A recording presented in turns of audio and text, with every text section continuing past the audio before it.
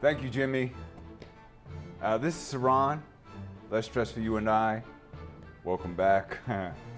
And I'm here today with a 28-year veteran of the St. Paul Police Department, Melvin Carter Jr. Thank you for joining us, sir. Well, thank you for having me.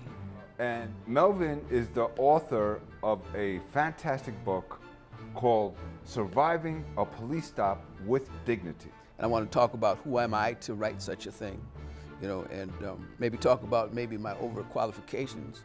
The question is, spectators will conclude, who am I not to? Just by starting out, I was a black male before I ever became a police officer. And I became a police officer, about after my first quarter century. And by that time, I was probably the only officer that had been arrested at gunpoint and shot at by police. Okay. And roughed up in Chicago, and police took my money and stuff like that at gunpoint and shot at by police. Okay. And roughed up. But I have to draw upon my credentials from the School of Hard Knocks. Okay. And apply that, because I got that treatment that we see on TV, that we see across the country. And then I wound up in the police department. I did like 15 years on patrol, that's straight up patrol. And so I conducted police stops as a police officer. Okay. And I know those dynamics probably too well. Beyond that, after I made sergeant, I made inspector, and I wound up investigating police officers. So when you see those things on the street that we question, that Black Lives Matter is standing up for, I would have been an investigator on that. Internal affairs? Internal affairs, right. Okay. And so I think probably I'm in a position to declare myself self-proclaimed leading most authority on such dynamics. Can I get a holler out? Can I get a shout out? You got a shout out. All right. All right now. And so anyway, I wrote this upon seeing a lot of the things that's going on. And backing up in 1991, I started an organization called Save Our Sons. Okay. And we coach African American males and work with them through the times, and hopefully we've got some young men through such times as these. And so if you look at this cover, can you see that? There we go. It's the red light right here. Okay. There you go. Okay. There you go. All right. So if you look at it, this is directed at the item of the issue of police stop. The writing is. Okay. But it's also kind of recognizing the fact that police stops are the entry gate to the mass incarceration. And so there's two stages. And so this is kind of encourages African Americans to, this is how we feel in the judicial system. And it also helps us, it's also intended to encourage us to stay out of the judicial system. Because my bias is that the last place to go for justice, if you don't have a lot of money, or if you're African American, is to the judicial system. Okay, I can understand that. Right. And so I wrote this with the hope to demystify, to empower, and to kind of dismantle some of the anxiety that we feel going through these processes, Mm-hmm. And I would, but I venture to say that a lot of times these things that we see on TV on the part of the person who winds up being subject to excessive force can be coached through a lot of that.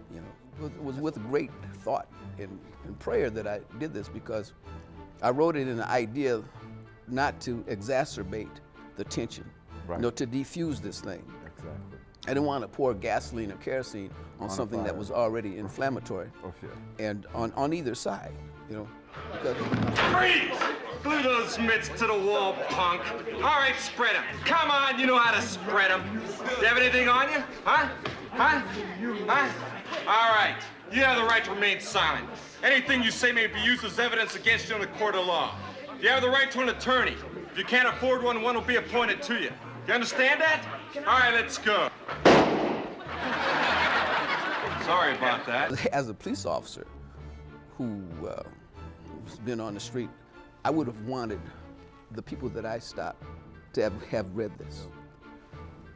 as a father and as an uncle, as a grandfather, I choose survival on behalf of our children. Okay. Surely they want to stand up. Surely they want to know their rights. Surely they don't want to be punked in the street. You know, Richard Pryor used to have a thing about how black males would be standing around holding themselves in the middle of their body because they wanted to protect what they had left, because America done took everything else, you know, and that's how we feel. Do you feel that within the fiscal year, the unemployment rate will drop below the 5% level? Well, as you know, the 5% level pertains mostly to, if I may say, white America. In the black America, the minority situations is up to high as 45%. And we plan to, with all our efforts, try to lower that rate to about 20% in the black areas, and of course it will be lower in the white areas, of course. We're trying to do this and merge a United States. So a lot of times in these police stops, man, you know, I mean, you know, we feel dehumanized. Yes. You know, and we feel, I mean, sometimes, you know, our masculinity seems to have been almost molested in times, you know. Mm-hmm. And so, and with A, B, C, a plan A, a plan B, and plan C, you get through it. All the same time throughout a traffic stop, you need to be thinking, you need to be alert. You know, as a matter of fact, you need to be alert before you even get in the car. Absolutely. Because we need to trust police officers. You know, we need to be stopped, and we need to want to feel cooperative, you know, and trust police officers in that, you know, because victims and perpetrators come from the same pool. We want, and so as a police officer, you know, a police department's job, it's their responsibility to win the trust and the confidence in the constituency that they serve. Mr. Bigby, Mississippi Herald. Sit down. And when I made police stops, I wanted you to stop and cooperate with me because you trust me, because you know that because I'm seeking simplicity. You know, I wanted to let you go if you're on your way to church with your kids. You know, Okay. I didn't want you to have to lay down in no sewer water. You know, and but I didn't want you to stop because I had a gun and a badge. You know, is that by and large, the vast majority of police officers are there for the right reasons. Okay. And they're because they want to serve and protect, and they are, you know. And so that's what we want. That's what we want to promote. You know, that's the first thing you should figure the situation, the circumstances. You know, and understand that police officers are trained to be scared during traffic stops, but they're trained and they're prepared, and also in the interest of officer safety, you know, they can kind of go to extreme situations that even they've created because they're scared of you, you know.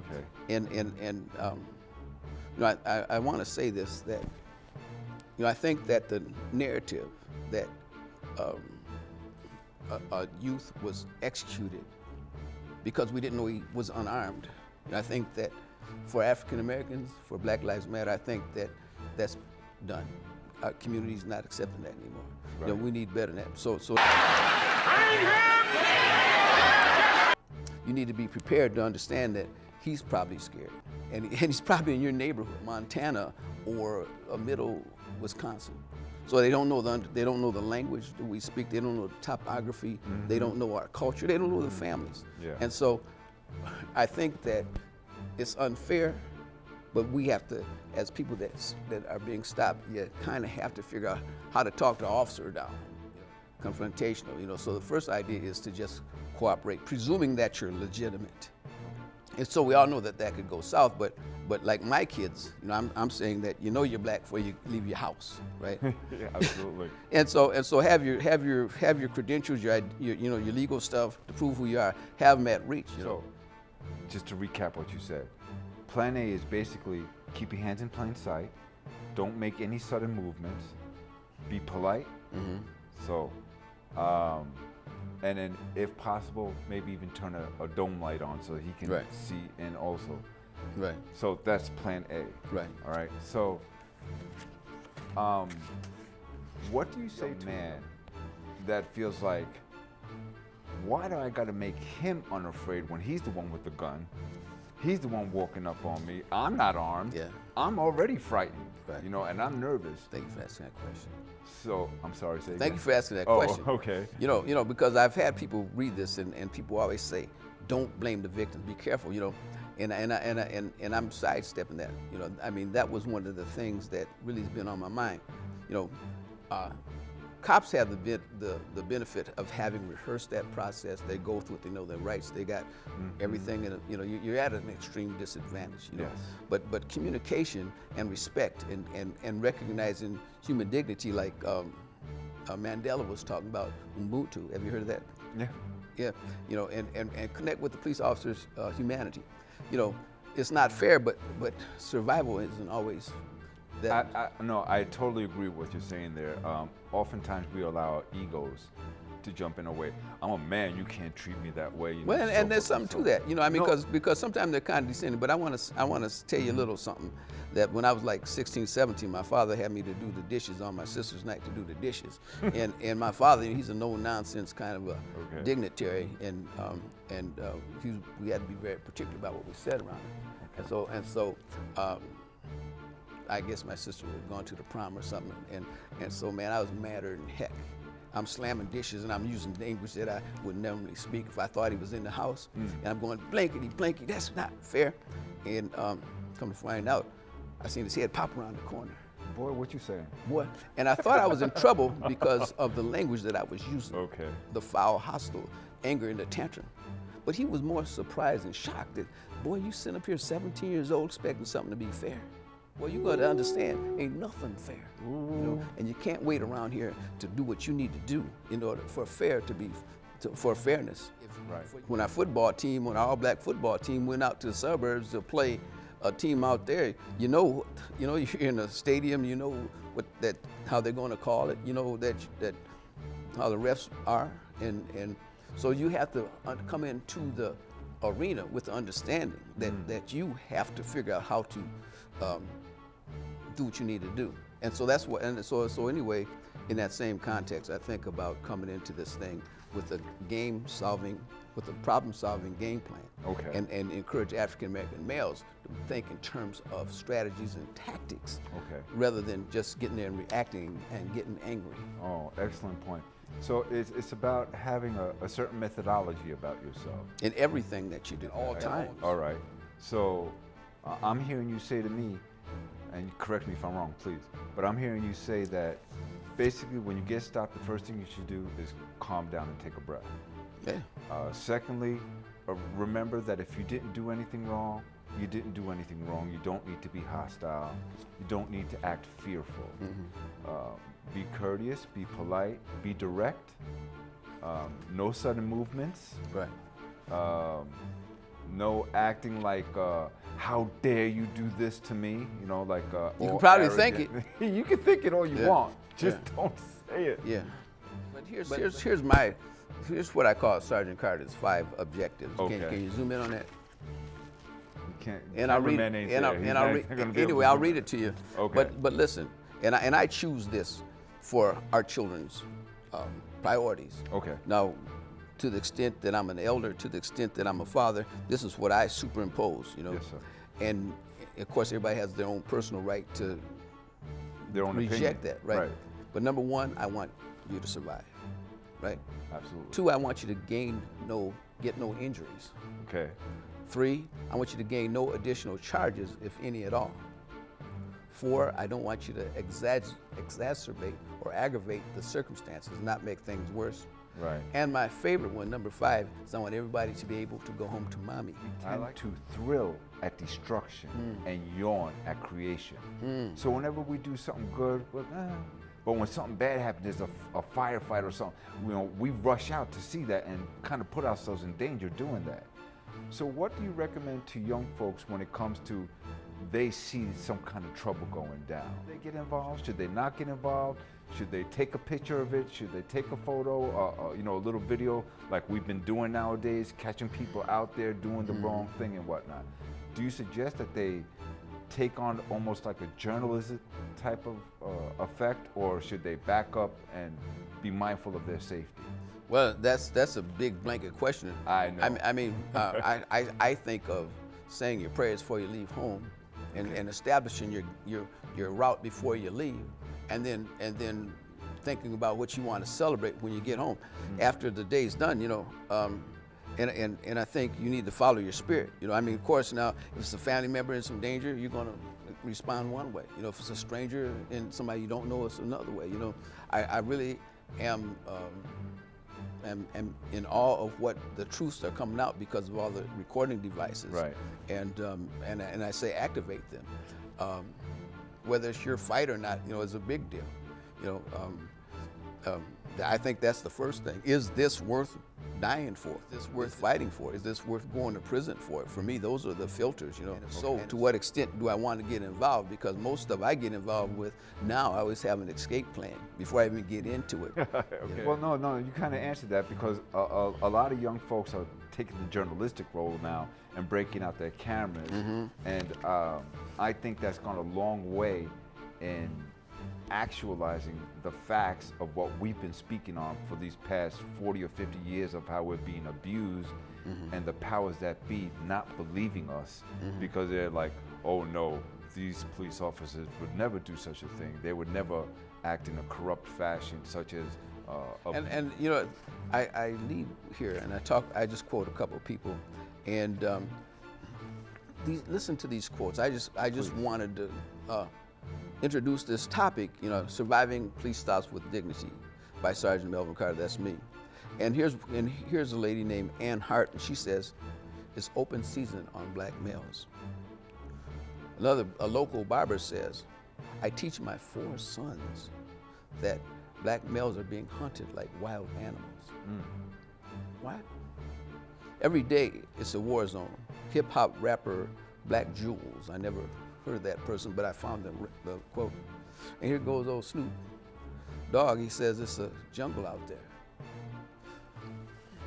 So if any of those things are true, if any of them are all true, if in fact a black man teaches his 4 sons that they're being hunted by wild animals, then I ask the question to you: what adaptation do we need to make? How do we prepare for that? How do we get our kids up in the morning and send them to school? Wow. Well, that's a question for deep philosophers and many politicians to be able to sit down and hammer out. That's unfair. You weren't prepared for that, I know. No. This is unrehearsed. This is raw. I know. I think this is a very valid question. We have to tell our children things along those manners. It's very disturbing. But at the same time, if we tell our children to act in extremist fashions, we're going to get extremist reaction. We have to find an equilibrium that allows for balance. Now, me myself, when I've gotten pulled over, the times I've gotten pulled over, you know, I turn into politeness. You know, what's the problem, officer? How can I be of assistance? And so forth and so on. Right. And I've always been treated rather respectfully and rather well, I think because of my attitude and my approach. Have your martial artist experiences prepared for you then?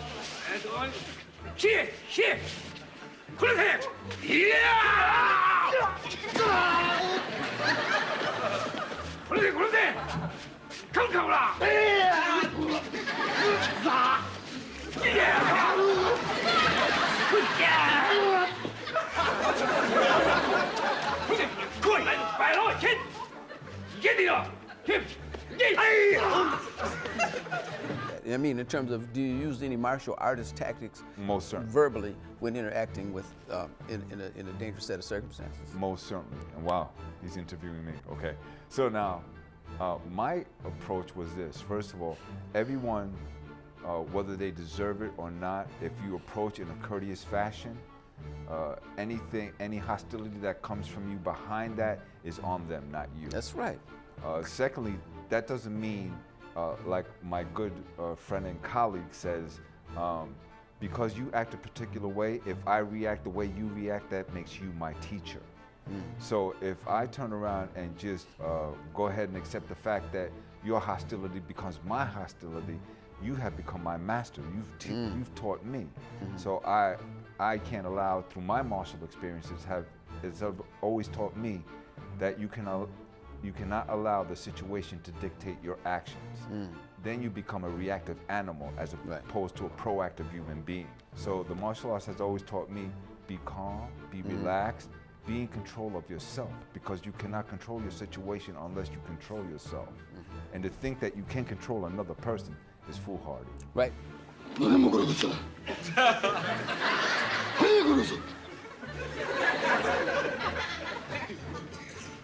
How was that, Mama? Did they do a comparison in other communities of the trust?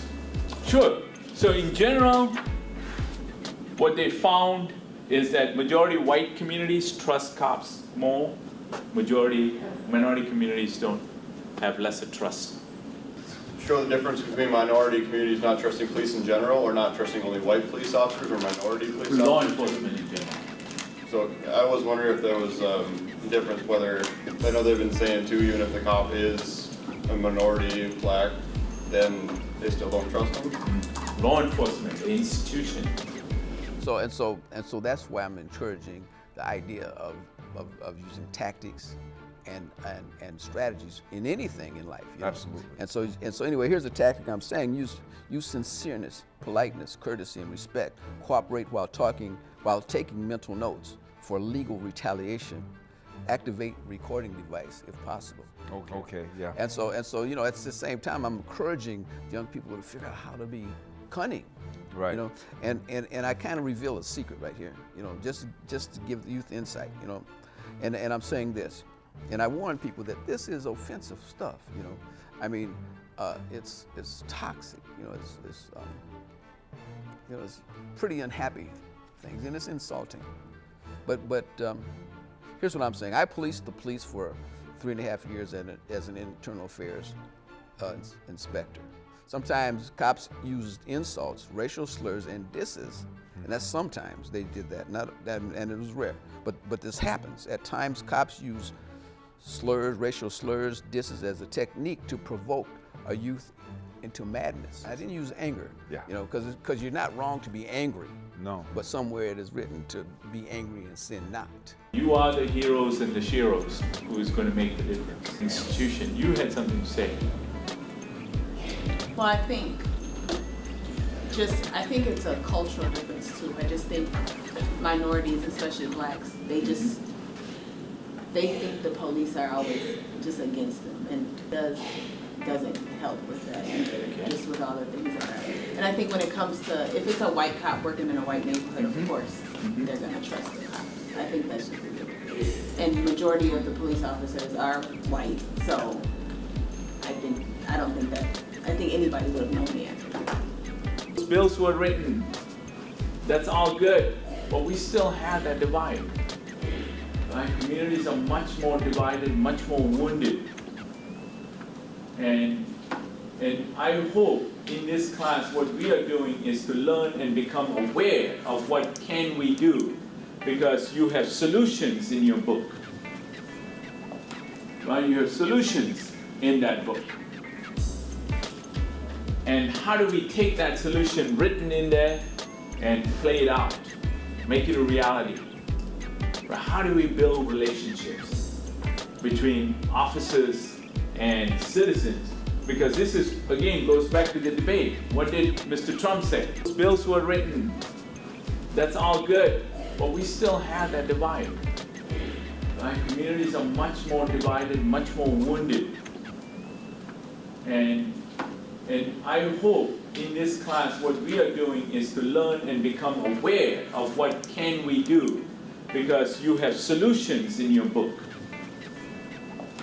Right? You have solutions in that book. And how do we take that solution written in there and play it out, make it a reality? How do we build relationships between officers and citizens? Because this is, again, goes back to the debate. What did Mr. Trump say? May I have your attention, please? Ladies and gentlemen.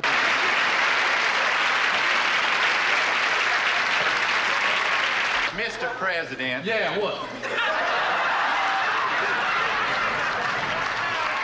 You've been courting an awful lot of white women. Will this continue?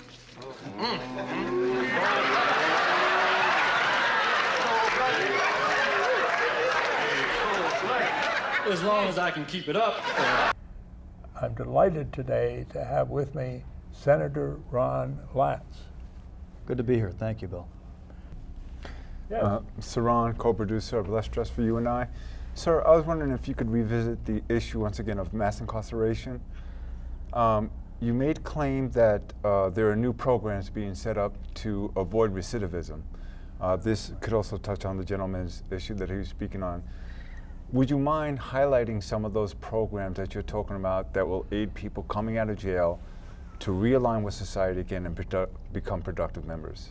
Sure. It's a great question, and it's a very real issue because 95% of offenders who are in prison right now will eventually reach the end of their term and are going to come back into our community. Yes. Even if they're sentenced to 18 years or 25 years, when that time is up, they're back in the community. We want them to come back and be successful, which I define as, number one, not committing any new offenses, right? We want them to be safe in our communities. And to accomplish that, there are a number of things. The most successful program to reduce long-term recidivism is a good long-term job. Absolutely. Number one, good long-term job. They got the income, they can take care of themselves, they can pay for their families. If they have children, they can pay for housing. Second part is getting housing. Right. Because it's hard for a person with a felony conviction on their record to get housing. But in terms of, and that they have adequate supervision and assistance transitioning back into the community. When you're in a prison, it's a very structured environment. We have less than a minute left. Oh, I'll try to be quick. Very structured environment. When they go back into an environment where they have all the freedom to make all their own decisions, it's hard, right? So we got to beef up our community corrections system.